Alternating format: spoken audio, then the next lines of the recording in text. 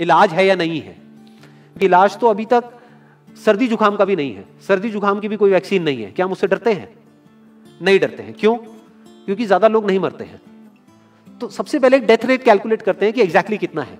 कितने टेस्ट हुए? 40 लाख टेस्ट हुए, उसमें से 2 लाख लोगों को हुआ, तो नियर अबाउट एवरेज कितनी आई? 5% की। अगर यही हमने 4 करोड़ टेस्ट करे होते तो कितने डिटेक्ट हो गए होते? अब तक 20 लाख हो जाते। 40 करोड़ करे होते तो कितने हो जाते? 2 करोड़ हो जाते। टोटल अगर कर लिए होते हमने टेस्ट 130 करोड़ का, तो कितना नंबर निकल करके आ जाता? Near about 5 crore. इसका मतलब 5 करोड़ लोगों को या तो आज की डेट में है या हो चुका है। और एक और मजे की बात यह है कि कोरोना में ऐसा नहीं है कि जिसको भी होता है उन सबके सिम्टम्स आते हैं। 80% से ज्यादा जो केसेस होते हैं वो असिम्टोमेटिक होते हैं, उनमें कोई सिम्टम्स नहीं आते हैं। यानी अगर मुझे हो गया है और मैं ठीक भी हो गया हूं तो मुझे पता तक नहीं है। वो तब मुझे पता लगेगा अगर मैं अपने एक टेस्ट कराऊंगा जिसको एंटीबॉडी टेस्ट बोलते हैं, और मेरी बॉडी में एंटीबॉडीज मिलेंगी, तब मैं कह सकता हूं कि हाँ मेरे को था और वो ठीक हो गया है। तो अभी अगर हम बेसिक सी कैलकुलेशन करें तो 5 करोड़ निकल करके आ रहा है नंबर। उसमें से डेथ कितनी हुई है? 5800। तो 5 करोड़ में से 5800 डेथ हुई है। पहले तो इसको कैलकुलेशन को हमको ठीक करना है। डेथ को अंडर रिपोर्ट करने का कोई तरीका नहीं है, बल्कि ओवर रिपोर्ट किया जा सकता है।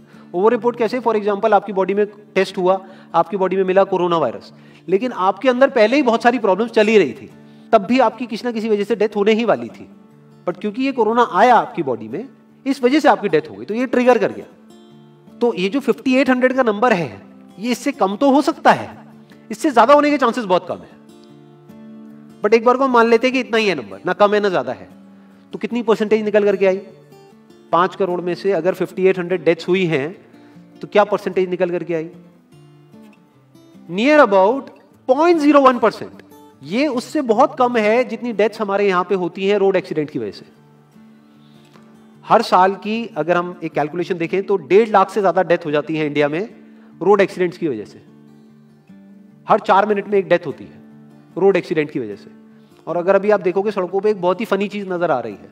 2 व्हीलर पे जा रहे हैं, मास्क सबने लगाए हुए हैं, कभी भी नोट करना इस चीज को। हेलमेट नहीं पहने हुए, हेलमेट बहुत कम लोगों ने पहने हुए हैं। इससे हमको क्या समझ आ रहा है? क्या ये समझदारी है, बेवकूफी है? क्योंकि हेलमेट ना लगाने की वजह से उनके मरने के चांसेस उससे बहुत ज्यादा है, कई गुना ज्यादा है जितना कि कोरोना से मरने के उनके चांसेस है। तो ये डर है जो चारों तरफ फैल रहा है, और मीडिया डर को और बढ़ाता चला जा रहा है।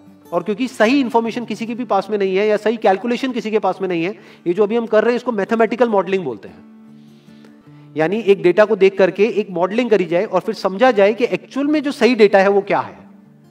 ये नहीं कि लिमिटेड डेटा के बेस पे हम कोई भी कंक्लूजन ड्रॉ कर लें और उसके बेस पे डरते रहें। तो अगर इसका डेथ रेट 0.01% है तो हम सब इतना डर क्यों रहे हैं? क्या कुछ और है जिससे हमको डरना चाहिए, जिससे हम नहीं डर रहे हैं, जिसके बारे में कोई बात नहीं कर रहा है, जो इससे लाख गुना ज्यादा भयानक है? मतलब कोरोना से लाख गुना ज्यादा खतरनाक कुछ है जिससे हम नहीं डर रहे हैं और इससे हम डर रहे हैं। वो क्या है जिससे हमको डरना चाहिए? अनएम्प्लॉयमेंट। अभी पीछे कुछ आर्टिकल्स आए थे न्यूज़पेपर में जहां पे एक फिगर आई थी निकल करके, I am not too sure ये फिगर कितनी सही है कितनी नहीं है, जहां पे आया था कि 13 करोड़ लोग अनएम्प्लॉयड हो गए। इस फिगर से हमको डरना चाहिए। 13 करोड़ लोग अनएम्प्लॉयड होने का मतलब हम समझते हैं कि इसका मतलब क्या है? इसका मतलब ये, अगर इकोनॉमी पॉइंट ऑफ व्यू से देखोगे, कि ये जो 13 करोड़ लोग हैं ये अपने जो खर्चे हैं वो अब बहुत ही लिमिट में कर देंगे। जिस बंदे की नौकरी चली गई है, क्या वो जाकर के मार्केट में नए कपड़े खरीदेगा? क्या अपने बच्चों के लिए खिलौने खरीदेगा? ट्रैवल एंड टूरिज्म तो भूल ही जाओ। ऐसी और हजारों इंडस्ट्रीज हैं जिनकी धज्जियां उड़ जाएंगी क्योंकि डिमांड कम हो जाएगी ओवरऑल इकोनॉमी के लेवल पे। जब डिमांड कम होगी तो क्या करना पड़ेगा इन ब्रांड्स को, इन कंपनीज को क्या करना पड़ेगा, इन मैन्युफैक्चरर्स को क्या करना पड़ेगा? अपनी सप्लाई को कम करना पड़ेगा। जितनी उन्होंने सप्लाई कम करी, अनएम्प्लॉयमेंट और बढ़ गया कि आज जो नंबर 13 करोड़ है वो बढ़ करके कितना हो गया? 20 करोड़। यानी पूरा का पूरा लूप बन जाएगा। इस लूप को बोलते हैं रिसेशन, जो ग्लोबली ऑलरेडी रिसेशन आ चुका है। और अगर यही रिसेशन और डीप होता चला जाए तो उसको बोलते हैं डिप्रेशन, जहां से एक इकोनॉमी को बाहर आने में 5 से 10 साल लगते हैं। तो इकोनॉमी का पहले ही बुरा हाल था, प्लस इस कोरोना की वजह से और बुरा हाल हो गया है, प्लस जो रहा सहा हमारा जो अपना डर है वो सिचुएशन को और खराब करता चला जा रहा है। और इस डर को हर कोई बढ़ा रहा है, कोई भी कम करने का काम नहीं कर रहा है। एक्चुअल में अगर आप मेरे स्टैंड पॉइंट से देखोगे तो डरने की कोई जरूरत ही नहीं है, क्योंकि जो डेथ रेट है वो बहुत ही कम है। तो हम डर क्यों रहे हैं? सोचो। बस इसलिए कि डेथ नहीं होनी चाहिए। अगर यही हमारा ऑब्जेक्टिव है कि डेथ नहीं होनी चाहिए, मतलब हम कहते हैं कि किसी की डेथ नहीं होनी चाहिए, तो फिर तो लॉकडाउन परमानेंट हो जाना चाहिए, सड़कों पे निकलना ही नहीं चाहिए, क्योंकि सीधा सीधा 1.5 लाख डेथ बचेंगी। 1.5 लाख लोग जो हर साल एक्सीडेंट में मरते हैं, उनको हम बचा सकते हैं ना, उनकी लाइफ बच जाएगी। परमानेंट कर दो लॉकडाउन को। कैसा है आइडिया? ये बिल्कुल ऐसा है जैसे मैंने एक आदमी की एक कहानी सुनी थी, उसके घर में एक चूहा घुस गया, तो उस चूहे को उसने पकड़ने की बड़ी कोशिश करी, लेकिन वो चूहे को नहीं पकड़ पाया। तो एंड में उसने क्या किया, घर पे आग लगा दी, अपने घर में आग लगा दी। उसके बाद भी चूहा तो बच करके निकल गया, घर चला गया, घर जल गया। यही हालत है इसकी, कोरोना की। इस डर को हमको खत्म करना पड़ेगा, तब जाकर के इस प्रॉब्लम का एक्चुअल में सॉल्यूशन निकलेगा, जो रियल प्रॉब्लम है। और रियल प्रॉब्लम कोरोना नहीं है। रियल प्रॉब्लम क्या है? हमारी जो इकोनॉमी है। रियल प्रॉब्लम क्या है? अनएम्प्लॉयमेंट। तो इस वीडियो के थ्रू मैं अपनी एक हम्बल रिकमेंडेशन देना चाहूंगा गवर्नमेंट ऑफ इंडिया को, या जो भी लोग एक पर्टिकुलर पोजीशन पे हैं उन लोगों को, कि हमको टेस्ट करने कम करने हैं, टेस्ट बढ़ाने नहीं है। अभी हम गलती क्या कर रहे हैं? टेस्ट बढ़ाते चले जा रहे हैं, जिसकी वजह से केसेस बढ़ते चले जा रहे हैं, जिसकी वजह से डर बढ़ता चला जा रहा है। गवर्नमेंट क्या एक क्राइटेरिया नहीं बना सकती कि जो क्रिटिकल केसेस है बस उन्हीं का टेस्ट करो, क्योंकि उन्हीं को हॉस्पिटल में एडमिट करने की जरूरत है, तो उन्हीं का टेस्ट होना चाहिए ना। जो वैसे ही ठीक हो रहे हैं, अपने आप ही ठीक हो रहे हैं, जिनको माइनर सिम्टम्स हैं और वो खुद ही ठीक हो रहे हैं, उनका टेस्ट करने की क्या जरूरत है?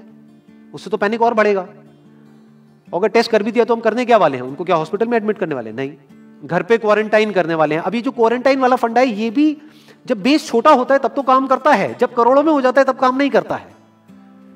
मैं अगर एग्जांपल से समझाने की कोशिश करूं, जो मेरी थॉट प्रोसेस है उसको, इमेजिन करो एक ऐसी सिचुएशन है कि हम एक घर में है और चारों तरफ से बाढ़ आई हुई है, और ये जो घर है हमारा वो ऐसा है, इसको इमेजिन करो जहां पे हजारों दरवाजे हैं। तो हम क्या करें, इसमें से एक दरवाजे को पकड़ लें और उसी को पक्का करते चले जाएं। ये है क्वारंटीन, और बाकी के हजारों खुले पड़े हैं। एक को हम पक्का करते चले जा रहे हैं, क्योंकि यहां से पानी अंदर नहीं आना चाहिए। इंडिया की पॉपुलेशन क्या है? 130 करोड़। टेस्ट कितने हुए हैं अभी तक? 40 लाख।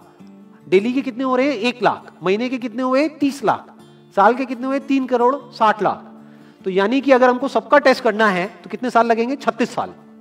तो जब हमको दिख रहा है साफ साफ कि हम सबका टेस्ट कर ही नहीं सकते, तो हम टेस्ट क्यों बढ़ाते चले जा रहे हैं?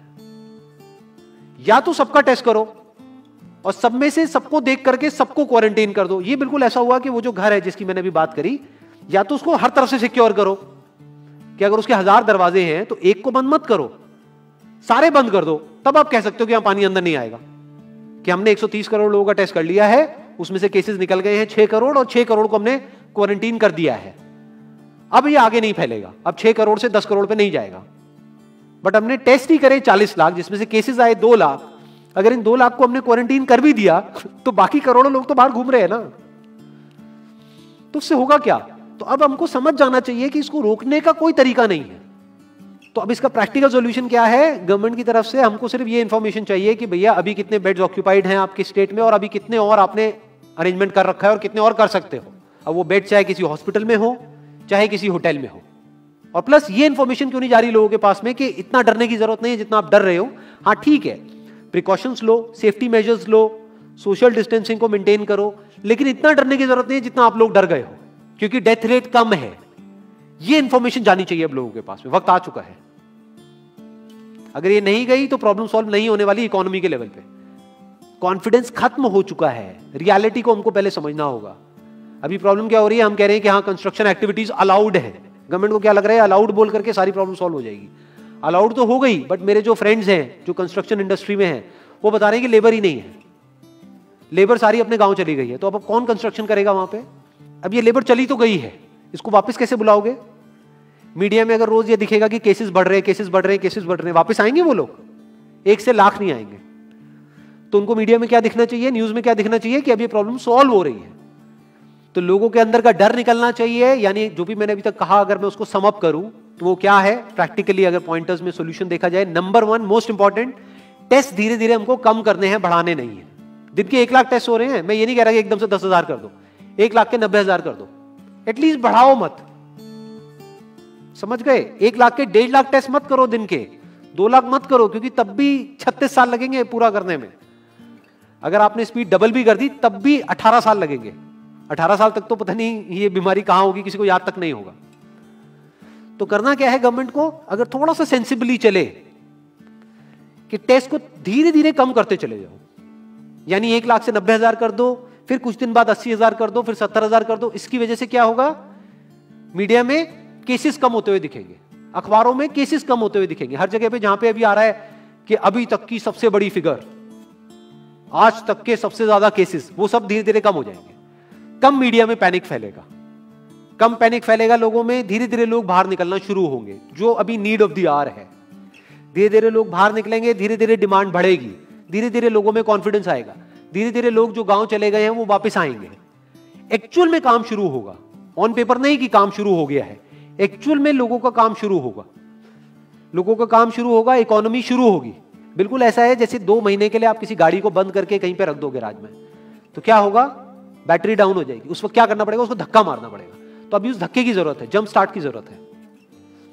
अब जो टाइम है वो डरने का नहीं है, इस डर को खत्म करने का है, क्योंकि कोरोना ने जितने लोगों को नहीं मारा, ये डर मारने वाला है असलियत में। तो अब इस डर को खत्म करने का टाइम आ गया है।